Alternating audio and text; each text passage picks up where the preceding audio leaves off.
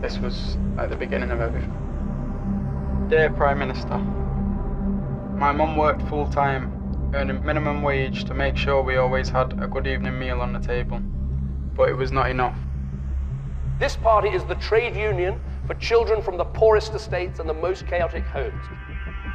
I think he's completely wrong in what he says about poverty. Absolute poverty, relative poverty have both declined.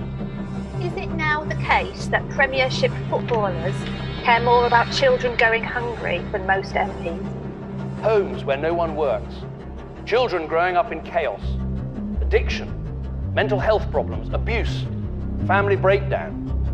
We will never deal with poverty.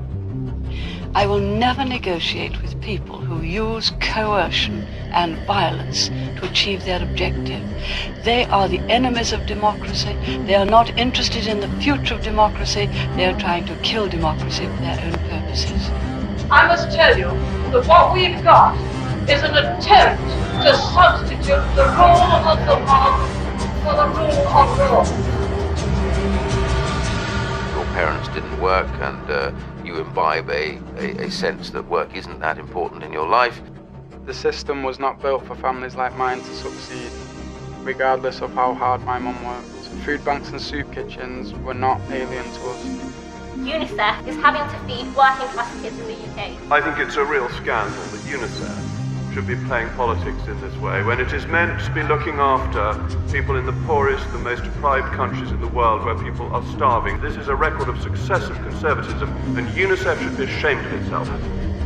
School uniform grant, kept. Independent living grant, kept.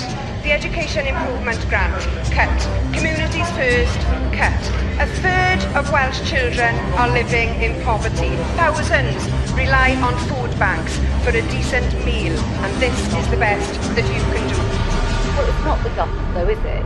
I mean, everybody just says it's the government, as if it's this sort of like bland blob that, you know, you can just go and blame. So the government's not responsible for poverty? Actually, it's not.